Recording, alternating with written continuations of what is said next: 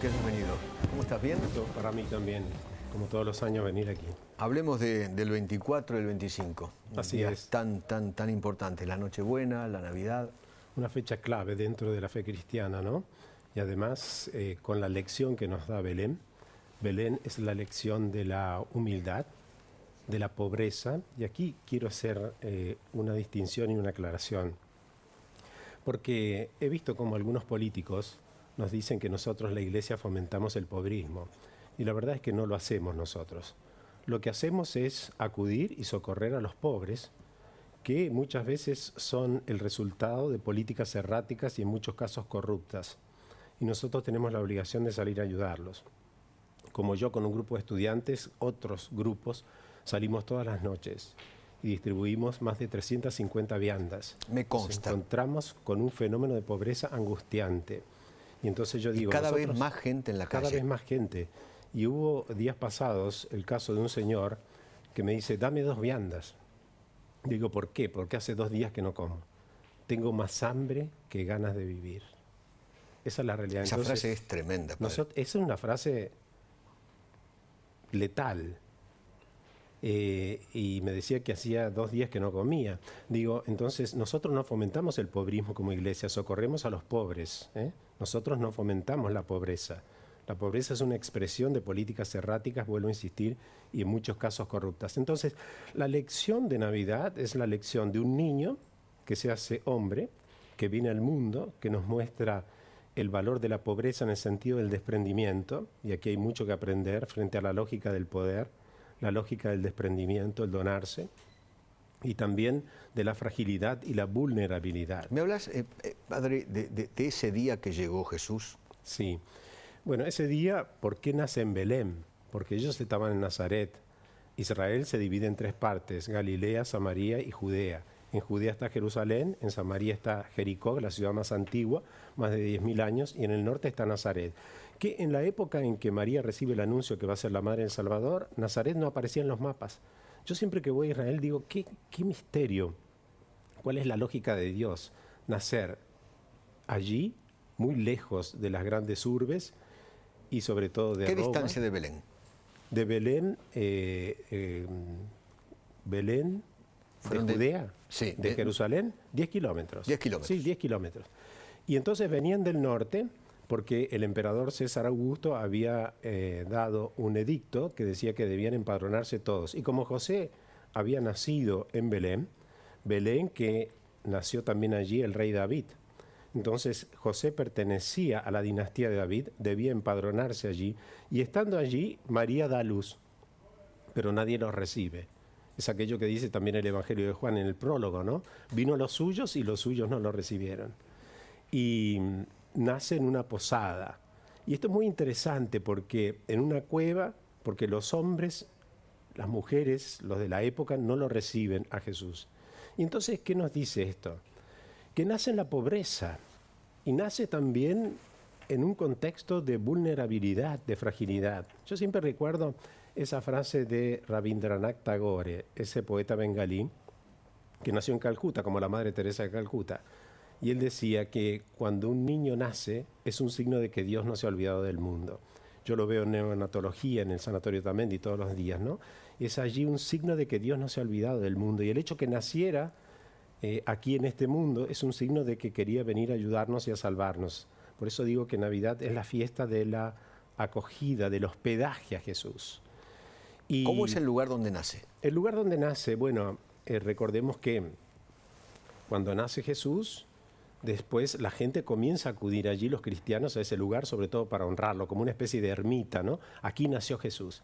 Pero viene en el 134 el emperador Adriano, arrasa con todo lo que sea signo cristiano y también signo judío. De hecho, la ciudad de Jerusalén la devastó.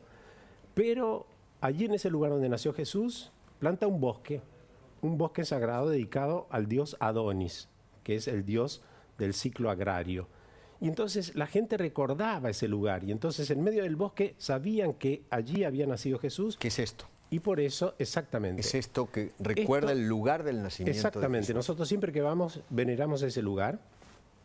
porque ese lugar está dentro de la basílica que hizo construir el emperador Constantino en el 339 por orden de su madre Santa Elena, que era una cristiana muy fervorosa. Recordemos cómo el edicto de Milán del 313 es cuando se abre la libertad religiosa. Entonces nosotros veneramos siempre este lugar. Y aquí fíjate, esta estrella que es de plata, de 14 puntas, recuerda el lugar donde nació Jesús. Y después aquí enfrente está el pesebre, donde se lo colocó a Jesús. De hecho, la iglesia de la Natividad, la basílica, está administrada, según el statu quo, por 3 religiones: los cristianos, los griegos ortodoxos y los armenios. Pero nosotros no podemos celebrar la misa, los cristianos, los católicos, en la Basílica de la Natividad, solamente en el lugar del pesebre. Y es muy emocionante porque, bueno, esa basílica, digamos, como dicen los italianos, tiene una storia travagliata, es decir, muy difícil, porque en el 339 se construye, después viene una revolución samaritana, exactamente, en el 529, y después Justiniano la reconstruye, en el 614 vienen los persas, que quieren destruir todo. Pero ¿qué pasa? Ven que hay un mosaico aquí dentro de esta basílica que representaba a los Reyes Magos. Y entonces ellos aparecían con vestimenta persa. Entonces los persas dijeron, no, este lugar no lo vamos a destruir, tiene que ver con nosotros. Y por eso se salvó. Pero después... La puerta. Cuando llega en el 1009, el califa El Hakim, egipcio, quiere destruir todo, pero no, también se detiene. ¿Y qué pasa? Esta puerta es muy pequeña, se llama la Puerta de la Humildad. Había una foto donde mostramos la Puerta de la Humildad, exactamente esta. ¿Por qué? Esta puerta no era originaria, sino que se construyó después. ¿Por qué? Porque en la época del Imperio Turco, los otomanos entraban por aquí, los genízaros, que era el regimiento de infantería del sultán otomano, y entonces con sus jinetes y sus carros destruían todo lo que había dentro. Entonces, ¿qué pasa? Se construyó esta puerta, se la achicó. Por lo tanto, para poder ingresar a la Basílica de la Natividad hay que agacharse. Lo cual significa que para acercarte a Dios tenés que ser muy humilde. Los soberbios y los orgullosos, como canta María en el Magnífica, los derribó del trono. Y yo siempre que vengo aquí recuerdo esos versos de Miguel de Unamuno que decía: agranda la puerta, Padre, porque no puedo pasar. La hiciste para los niños y he crecido a mi pesar. Si no me agrandas la puerta, achícame por piedad. Vuélveme a la edad bendita en que vivir es soñar. Por eso Navidad es la fiesta de la pequeñez, de la humildad, como decíamos antes. O sea, para ver el lugar donde nació Jesús, hoy por hoy hay que entrar por esa puerta. Exactamente. Agacharse. Exactamente. De hecho, hay una ser plaza. Humilde, exacto. Y ver el lugar. Hay una plaza aquí delante, donde de este costado está el municipio, porque es curioso, porque en 1997 Yasser Arafat estableció que el alcalde y el vicealcalde de Belén tienen que ser cristianos, no pueden ser musulmanes, tienen que ser cristianos. ¿Me hablas del pesebre? El pesebre tiene una significación muy especial, ¿no? El Papa Francisco escribió una carta apostólica el 1 de diciembre del 2019, donde dice cómo el pesebre nos muestra la fragilidad y la vulnerabilidad de Dios, demostrando que esa fragilidad es la fortaleza de Dios que todo lo crea y lo transforma. ¿Dónde nace el pesebre? Nace en 1223, San Francisco de Asís era muy devoto, sobre todo de la humanidad de Jesús, y entonces dice, vamos a hacer un pesebre. Él no era sacerdote, sino que era diácono, por lo tanto no podía celebrar la Eucaristía. O sea, vamos a reconstruir el lugar donde nació. Eso exacto, vamos a representar donde Jesús nació. Representar es la palabra. Representar. Claro. Y entonces comienzan a hacerse la representación, y ese día, el 25 de diciembre, la Navidad del 1223, San Francisco le toca a él predicar, y dice que cada vez que nombraba al niño Jesús, se pasaba la lengua por los labios, como para expresar la dulzura, ¿no?, de ese nombre. Digo, hay que volver a la fuente, el origen. No olvidemos que Navidad recordamos el nacimiento de Dios. Recién escuchaba al corresponsal en Estados Unidos. Entonces, hoy está la tendencia a decir felices fiestas o happy holidays. Sí. No, no son felices vacaciones, es feliz Navidad. Y cuando digo feliz Navidad, estoy deseando que ese niño Dios que se hizo hombre, ojalá entre en tu corazón y te dé una migaja de humildad de la que él vivió. Ese es el sentido de la Navidad y ese es el sentido del pesebre, ¿no? Doc. Manolo, ¿cómo estás? ¿Qué tal, Claudio? Manolo, yo fui a Belén un par de veces y la verdad es que da una cosa rara, porque hay que para pasar de Jerusalén a Belén hay que pasar un puesto Checkpoint. fronterizo. Un checkpoint. Un checkpoint controlado por el ejército judío. Exacto. Y la verdad es que les contaban gente de Belén que el ejército judío tiene control de la electricidad y el agua sobre Belén y que eventualmente, si hubiera algún conato de rebelión, claramente tienen el control de la ciudad. Cortan la luz y el agua. Cortan la luz y el agua. Esto la verdad que me impresionó porque después terminé en la Basílica de la Natividad hablando de unión, de paz, etcétera, Sí. y 12 cuadras antes había un checkpoint del ejército israelí, ¿no? Sí. Son contradicciones de la humanidad, no tiene que ver específicamente con los judíos y los palestinos, sino con la humanidad entera que termina, digamos, teniendo en cuenta esto, que fue un mensaje particular y la realidad es absolutamente diferente. Pero quiero hacerte este comentario a ver si estás de acuerdo. La religión veneró a María por los siglos de los siglos y creo que se olvidó en muchas ocasiones de José. Y Francisco fue quien puso a José otra vez en los altares, porque Francisco, el Papa Francisco, tiene, no San Francisco, sino el Papa Francisco, tiene una particular visión de lo que significa la Sagrada Familia, que, insisto, veneró con mucha más compromiso a María que a José. ¿Qué opinas?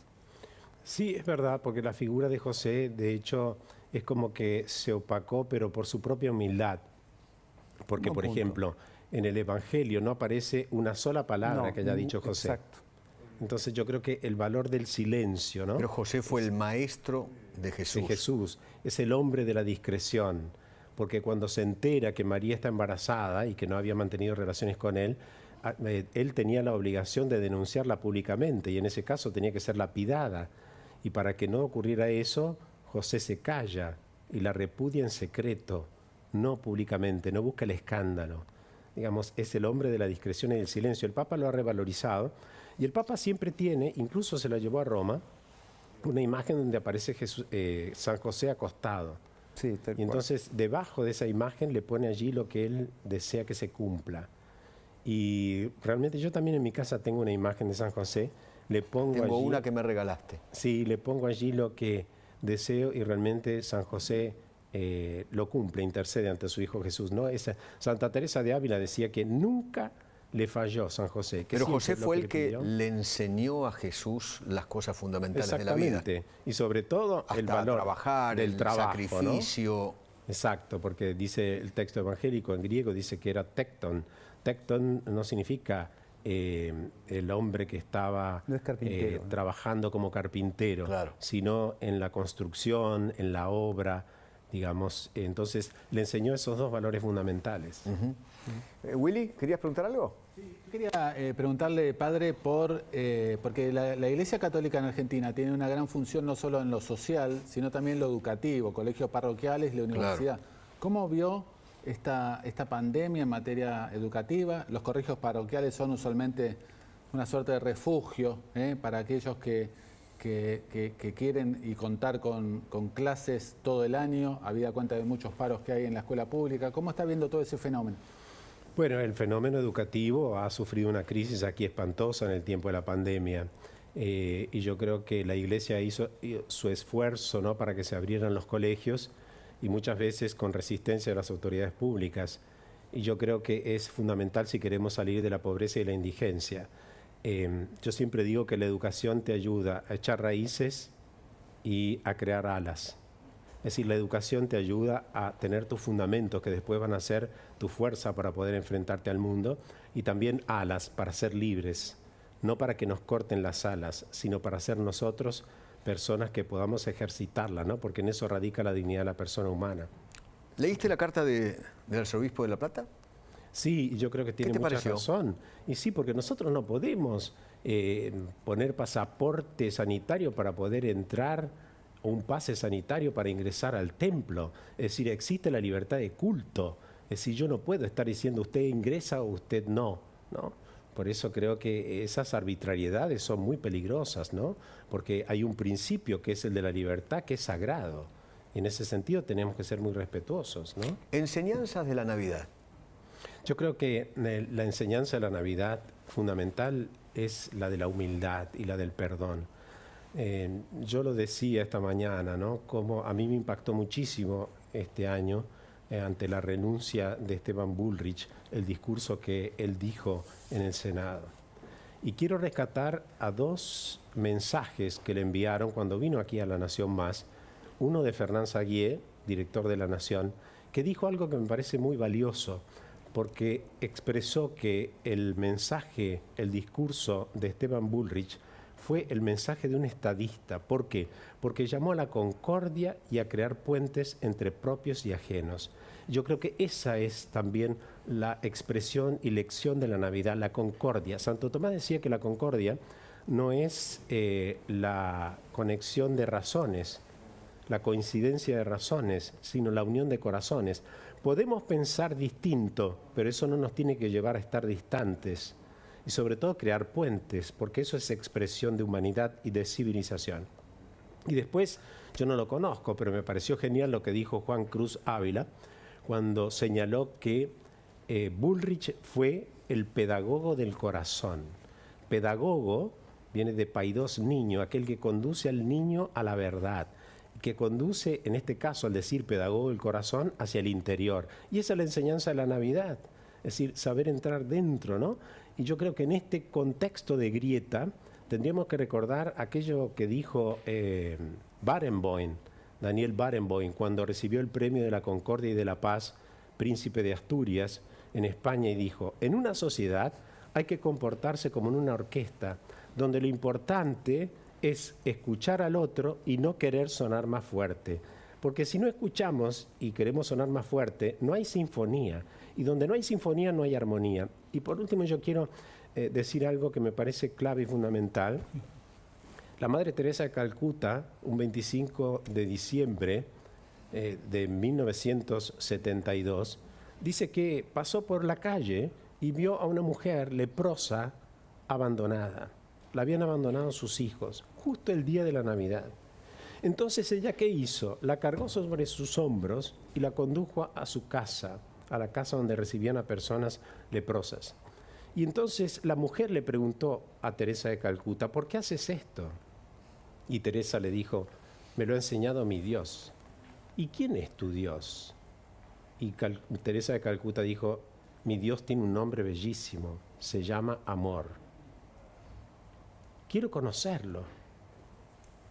Dice: lo estás conociendo a través de mis manos, que te están expresando ternura y te acarician, a través de mi voz, que te acerca a la vida, y también a través de mis gestos y de mi mirada, que te abraza y te consuela. Dice: quiero conocer a ese Dios, te lo estoy manifestando. ¡Qué maravilla!, dijo la mujer. Dios se llama amor y yo no lo conocía, y a los pocos minutos falleció. Yo creo que esa lección de cercanía, de acercarnos y sobre todo dar acogida, hospitalidad al otro, ¿no? Y hacer realidad aquellos versos del poeta español Alonso de Ledesma, que decía: alma dormida despierta, escucha el dulce clamor, porque esta noche el amor te ha echado un niño a la puerta. Espectacular. ¿Me podés contar, por último, hoy pasó algo extraño en una misa donde estaba el Papa? En plena misa paró la misa para atender un llamado telefónico. No, era ayer. O ayer. La audiencia, eso, pontificia la audiencia de los miércoles. Exacto, eso. Sí, ya lo ha hecho varias veces. Es raro. Es raro, sí, es raro. Pero Francisco tiene estos ¿Pero quién gestos. habrá llamado? Tiene estos gestos.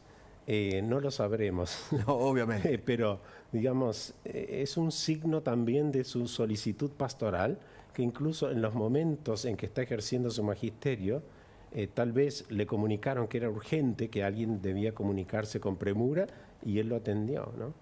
Es muy impresionante. Ese estar cerca, creo que es la enseñanza maravillosa que nos está dejando el Papa Francisco, ¿no?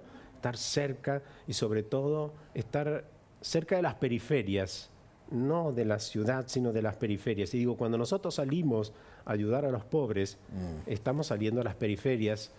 Dentro de la ciudad, esas periferias que son existenciales.